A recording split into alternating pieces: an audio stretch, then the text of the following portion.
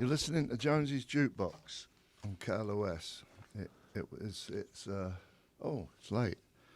15 minutes after 12 bells. That was Cass McCombs, Bum Bum Bum. Before that was Lou Reed. She's My Best Friend off the Coney Island Baby album. Pardon. Ray Davis, that's his version of Thanksgiving. And we got some people in the studio. Mike Garson. Yeah, nice to be here. How you doing? Pretty good. You could recognize the Brooklyn already. Hey, forget about it. And we have Scrote. Hi there. How are you? I'm great. I'm good. So do you want to tell us what's going on, what you guys are here for? Yeah, I'd love to. I'll run with it for a second here. Please. Mike, chime in anytime, of course. We're here to talk about the show we have going on, shows different places in the world celebrating David Bowie. His birthday is coming up January 8th. And we, as a giant collective, including the core of David's last two touring bands, have gotten together, and we're going to present a show to honor him and celebrate him in a way that I think is quite different and unique than has been done before, or will ever happen again, actually.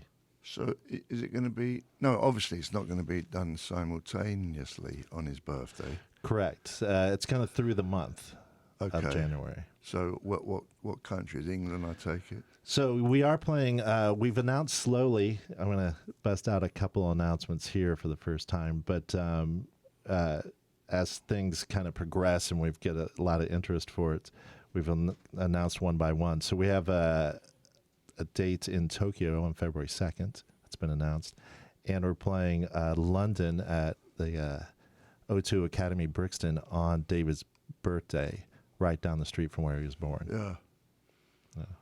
With our pal Gary Oldman, who was here, right? Yeah. Yeah. Yeah, he's a pal of mine. Yeah. He does a good Bowie. Right. He does a good Gary Oldman too. I don't think Gary Oldman knows who Gary Oldman is. All he does is characters. Well, you know what he's doing right now? I know, Winston Churchill. Amazing. I've been watching that show, The Crown, on Netflix. Have you seen that? I saw it advertised. I haven't watched it yet. That's pretty good. John Lithgow is playing Churchill in that one. But I can't wait for Gary. I saw him dressed up in the prosthetics. Yeah. And he looks just like him. Yeah.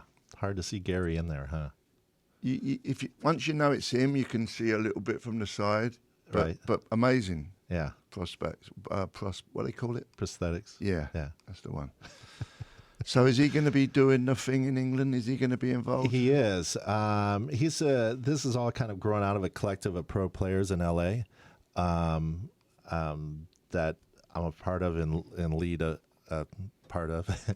And Gary's part of that scene. He's a huge music fan, and he's a very learned and musician, and he practices very intently. Yeah. You know, it's really great with Gary because he's not playing the role. You know, you see that a lot with actors in music. And I appreciate that, but without the history of playing music live at shows and everything, it comes off as acting like a singer. Yeah. But Gary's an actual singer. Yeah. He sounds great. He's honest. He works his butt off on every tune he's involved with. And, we love him. So do I. Yeah. So is he in England right now doing that Winston Churchill thing? Yeah. So we trade notes back and forth about the show in London regularly. And it's usually, I'm on set right now for 13 hours in makeup. What about this? Yeah. So, you know, try to give him the space, but we're back and forth about it. He's very excited about it.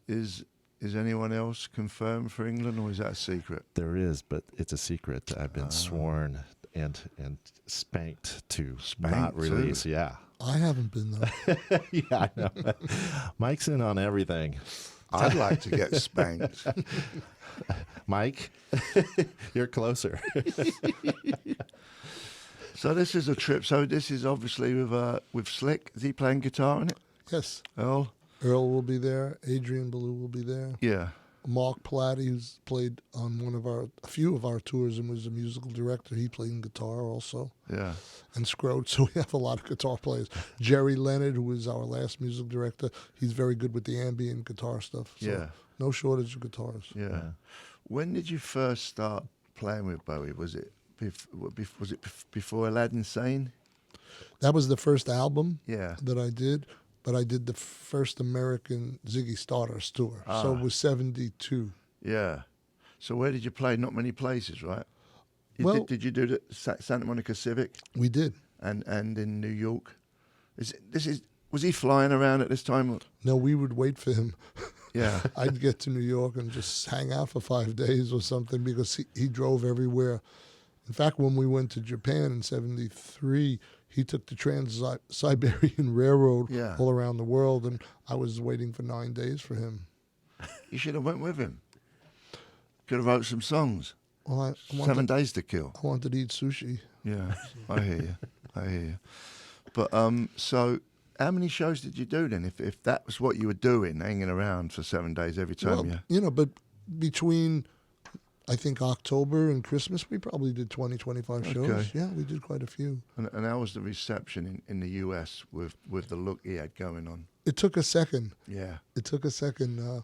Wasn't like England. We Yeah. had to work for it, but they got it sooner than later. yeah, yeah. I've seen some footage. Yeah, the Santa Monica one was pretty special. I just remember Paul McCartney out there, and a lot of people the buzz was going around. Yeah, And they made a little film of that. yeah, I've seen it. So it's Yeah, not too bad. I think Rodney Bingenheimer was there. Mm. Obviously, Mick Ronson, he's like my favourite guitar player Me too. of all time. Me too. And he was such a great arranger too, right? Amazing arranger, very good with the strings. He's the guy who auditioned me on piano, and I also did both of his albums, Slaughter on 10th Avenue and Play Don't We've Worry. been playing it. We were talking about that. He's the unsung hero, right? He's the secret weapon. Yeah, and he never got the credit. Maybe he should have spoke up more, but he never. He's not that kind of guy. He was though. a gentleman, English, very, very reserved. And I toured with him, but the tour did nothing. Yeah. And the music was great. We Yeah. had horns and everything. The magic was the two of them together. Of course. And some guitar players are not meant to be front people. You know what I mean? It's just the way it goes. You need that combination. That's right. Fantastic guitar player. He looked great on guitar when he was playing, but going out by yourself, sometimes no one has any interest, unfortunately. It was painful. I felt for him, but yet when the two of them were together, Yeah. even when he was blending the voices, Yeah. sometimes you wouldn't know who it was. Yeah. And that magic I have not seen since that tour, Yeah. But David, being one of those Renaissance kind of people, he just kept finding new things to create and Right. do. But the thing with Mick, I've never played with a guitar player like that. It was so melodic, and yet it had a lot of strength.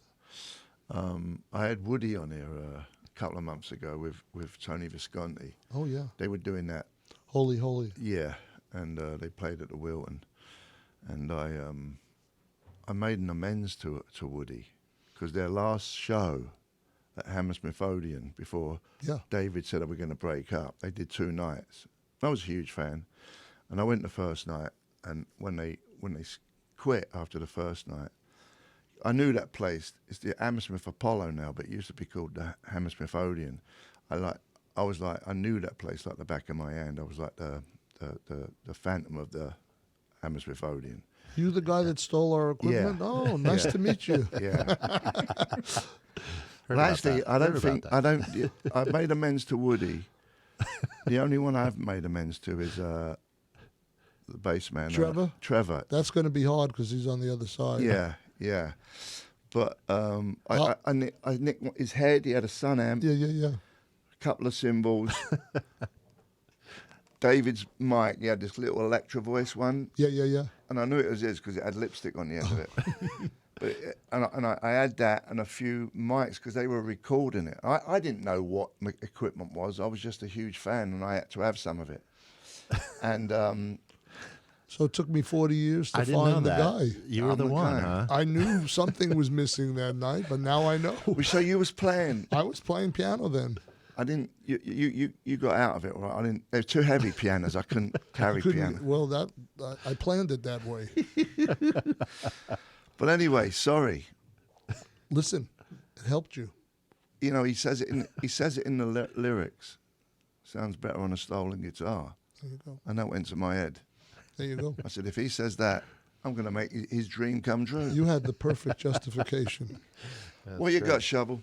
Well, all that will be in your book, Steve, that's out now. Oh, yeah, I got a book just coming out, which actually it isn't all in there.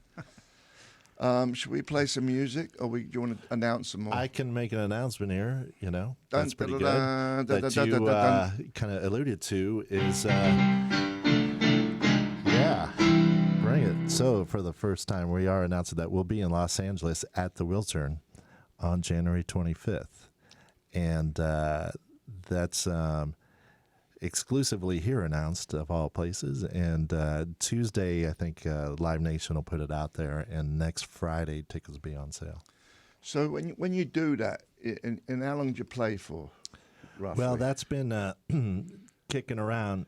When we did 2 informal kind of shows that brought on this whole scene, and the first one was on February 8th of this year. And it was kind of an emotional outpouring from this ensemble of people with Seal and Gary and Mike was on that, and Hugh McGregor. That was the one And at it the was Roxy, right? At the Roxy, that went 4 hours straight. And no stopping, no talking, just song after song after song immediately. And no one left? No one left. The place was packed. And I've been hearing about that night ever since. I continue to hear about that night. Yeah. We got a lot of proposals ever since to do other things. And we kept turning down because it wasn't our intention to ever do it again. But we took one to play in San Francisco, an encore, and we flew up 30 people, added another 40 there, Yeah. and did the same thing. And we went about 3.5 hours on that one, less than a minute between songs. Jerry Harrison from Talking Heads was part of that. And that was equally well received. And so when it kind of came up all along about ideas about doing a national shows, finally kind of saw the dots, checked in with Mike, what he thought about it, and Gary, Mark Plotty, and different people of the inner circle of it. Everyone liked it, and it just kind of grew from there. Yeah. And so it's never been about profit. We give the money to charity. We're just trying to pay for it. We have no corporate sponsors, completely old school. Fans buy tickets. We'll sell some shirts to pay for it, give every dime above the cost to charities. Maybe you should give it to my charity. What's your charity? Not to steal any equipment anymore. I think I think you've benefited enough already. Let's play a song from David Bowie, Life on Mars. This was the reality tour, which you're on. Yeah, that was a great tour. And we're going to play Life on Mars here with Scrote, Jonesy's Jukebox. KLOS, take it away, son.